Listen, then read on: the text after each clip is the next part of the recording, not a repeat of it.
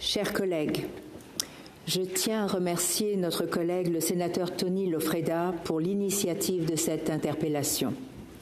À l'heure où, dans bien des démocraties occidentales, l'immigration nourrit les peurs et les caricatures, nous avons le devoir de ramener le débat aux faits, à l'histoire et à la nuance.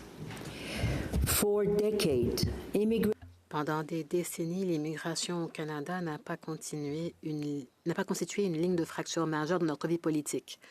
Au contraire, elle reposait sur un large consensus politique. Cela ne signifie pas qu'il n'y avait pas de débat, ni qu'il n'y avait pas de préoccupations légitimes. Mais ce consensus a permis de mettre en place une politique d'immigration relativement stable, prévisible et orientée vers les intérêts économiques et sociaux du pays. Soyons clairs, ce consensus est aujourd'hui mis à rude épreuve. Les pressions sur le logement, les infrastructures et les services publics suscitent de réelles inquiétudes chez bon nombre de nos concitoyens. Nous ne pouvons pas balayer ces préoccupations d'un revers de la main, mais on ne peut pas tenir les nouveaux arrivants pour seuls responsables des décisions de planification prises par les gouvernements successifs au fil des ans. Et réduire tous les défis actuels à l'immigration serait injuste et une erreur. Nous devons rejeter les discours simplistes et les généralisations abusives visant les familles qui ont choisi le Canada à la recherche de nouveaux départs. Une politique d'immigration sérieuse doit être planifiée, cohérente et axée sur les résultats. Elle doit non seulement accueillir les gens, mais aussi soutenir leur intégration et leur permettre de participer pleinement à notre société et à notre économie. En effet, l'immigration est intimement liée à l'histoire même du Canada. Notre pays est l'un des plus cosmopolites du monde. Selon le dernier grand recensement de 2021, près d'un Canadien sur 4 est né à l'étranger. Ici même, j'ai dénombré au moins 17 sénateurs qui ne sont pas nés au Canada. Cette réalité s'inscrit dans une histoire plus longue et elle commence bien avant l'immigration, avant notre arrivée à tous. Les Premières Nations et les Inuits vivaient ici depuis des millénaires et leur culture, leurs droits et leurs savoirs font partie intégrante de notre histoire collective. Et puis, soyons honnêtes, notre rapport à l'immigration n'a pas toujours été exemplaire. Le Canada a connu des politiques discriminatoires à l'égard de ses propres Premières Nations, mais aussi des immigrants chinois, par exemple. Nous devons continuer d'apprendre de toutes les pages sombres de notre histoire. L'immigration, c'est aussi une composante du fonctionnement même de notre économie. Je vais prendre le cas de ma province, le Québec. En 2024, pour 93 jeunes Québécois qui entraient sur le marché du travail, on comptait 100 départs à la retraite.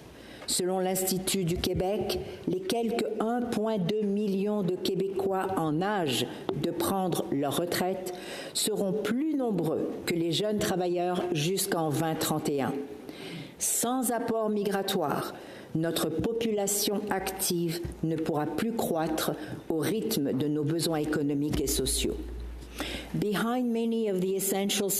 Derrière bon nombre des services essentiels dont dépend ce pays se cachent des travailleurs qui sont venus au Canada grâce à l'immigration. Ce n'est pas une conjecture, c'est un fait. En voici quelques-uns. Dans le secteur de la santé, 37% des médecins, 43% des pharmaciens, 45% des dentistes et plus de 40% du personnel infirmier et paramédical sont des immigrants. Dans les secteurs scientifiques et technologiques, ceux qui façonnent l'économie de demain, 35% des programmeurs informatiques, 43% des ingénieurs et 53% des chimistes sont nés à l'étranger. Dans le secteur de la construction et des infrastructures, le constat est le même.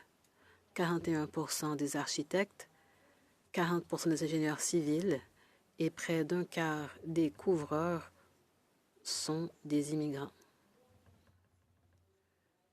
Plus de la moitié de ceux qui travaillent dans les services à la petite enfance sont également issus de l'immigration. Et à l'échelle du pays, les immigrants représentent 51% des propriétaires d'entreprises employant du personnel rémunéré dans le secteur de l'alimentation et des boissons. Que nous révèlent ces chiffres? C'est que l'immigration, ce n'est pas quelque chose de marginal au sein de notre économie. L'immigration est présente au sein de nos hôpitaux, dans nos laboratoires, dans nos sites de construction, dans nos entreprises. Ce sont eux, les personnes immigrantes, qui offrent des services à l'échelle régionale. Ça fait partie de notre capacité collective, notre capacité quotidienne qui fait rouler ce pays. Significative, il y a un paradoxe canadien dont nous parlons beaucoup trop peu. Nous sommes performants pour attirer des talents du monde entier et beaucoup moins efficaces pour leur permettre de déployer pleinement leur potentiel une fois ici. C'est là, chers collègues, que le débat sur l'immigration doit gagner en maturité. La question n'est plus seulement combien de personnes nous accueillons, mais ce que nous faisons réellement des compétences, de l'expérience et des qualifications que nous faisons venir ici. Yet too often. Pourtant, bien trop souvent, ceux qui arrivent au Canada sont confrontés aux méandres bureaucratiques, des titres de compétences qui sont reconnus qu'en partie, des délais administratifs, des obstacles professionnels, et le fait aussi qu'en matière de réglementation, les provinces communiquent peu. Et ensuite, il y a la fameuse expérience canadienne.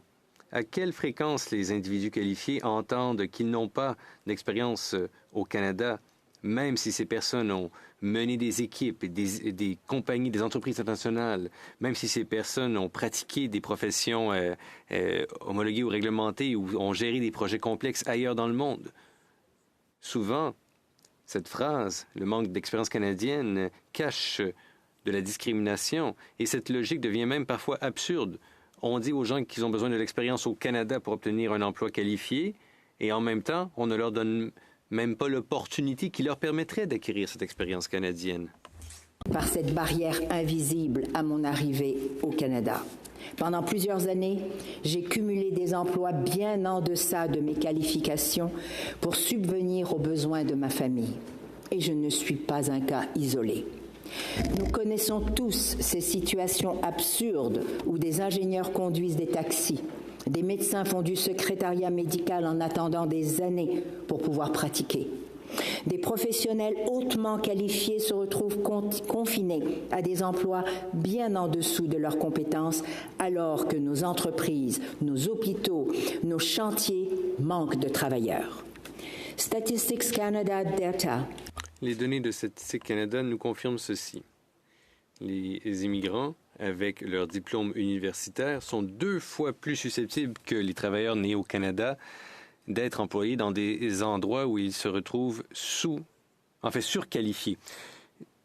Voilà qui ne fait pas honneur à un pays comme le nôtre. Est-ce qu'on comprend véritablement ce que cette situation nous coûte sur le plan collectif?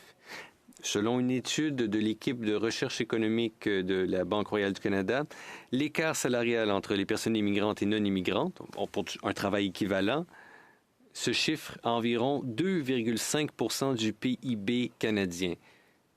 En d'autres termes, on parle de 50 milliards de dollars sur une base annuelle. Voilà le prix que paie un pays lorsqu'il ne profite pas pleinement des talents qu'il a choisi d'accueillir. Pire encore, certaines de ces personnes fort talentueuses décident en fin de compte de quitter le Canada. Et 2025 de l'Institut pour la citoyenneté canadienne, un immigrant sur 5 quitte le Canada dans les 25 années suivant son arrivée. Et ce sont souvent les plus qualifiés qui partent les premiers. Les titulaires d'un doctorat sont presque 2 fois plus susceptibles de quitter le pays que ceux ayant seulement un baccalauréat. Disons-le simplement, nous avons un système performant pour attirer, mais imparfait pour intégrer et retenir. Nous devons aussi avoir l'honnêteté de reconnaître une autre réalité. une part croissante des emplois que notre société peine à pourvoir repose aujourd'hui sur l'immigration. Entretien, restauration, hôtellerie, agriculture, soins aux personnes âgées, ces métiers sont essentiels au fonctionnement du pays, mais ils sont peu attractifs pour la main-d'œuvre locale. Toute politique sérieuse d'immigration doit en tenir compte. Reconnaître la dignité de ces métiers, c'est aussi reconnaître ceux et celles qui les exercent. De tout ce qui précède, je tire une conviction simple. For too long, Depuis trop longtemps, notre débat public sur l'immigration s'est concentré sur une seule question. Combien? Or, la véritable question est ailleurs. La question est la suivante. Que faisons-nous véritablement de ceux et celles que nous accueillons? Est-ce que nous sommes en mesure de reconnaître assez rapidement les titres de compétences et les aptitudes? Est-ce que les organisations professionnelles, les employeurs, les universités, les provinces dialoguent ensemble? Est-ce qu'on peut construire des chemins plutôt que des labyrinthes? En d'autres mots, il ne faut pas simplement qu'attirer les gens talentueux, il faut édifier un modèle qui permette aux gens de connaître du succès, pour qu'ainsi ceux et celles qui choisissent le Canada peuvent pleinement contribuer, peuvent prospérer ici et décident ensuite de rester. Il y a ensuite un autre aspect qu'on oublie bien trop souvent. Le travail est un moteur puissant d'intégration. Le travail donne aux gens un endroit, une reconnaissance, un statut. Le travail, c'est synonyme de dignité humaine. Le travail permet aux parents de dire à leurs enfants, « Voici ce que je fais ici. Voici comment je contribue. » L'intégration économique, une intégration économique fructueuse plutôt, c'est la plus solide pierre d'assise pour l'intégration sociale et culturelle. Refuser de voir les tensions. C'est précisément parce qu'elles existent qu'il faut un débat de qualité, ancré dans les faits et non par les peurs. Défendre l'immigration, c'est exiger une politique qui prenne au sérieux l'accueil, l'intégration et la rétention autant que l'admission. Ce dont je suis convaincue aujourd'hui en regardant les chiffres et en repensant à mon propre chemin, c'est que ce pays peut faire beaucoup mieux. Non pas en accueillant moins, ni en accueillant aveuglément, mais en accueillant sérieusement. L'immigration n'est ni un slogan ni un problème.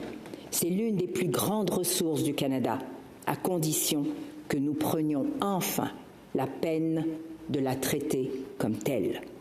Merci. Thank you, Miigwech.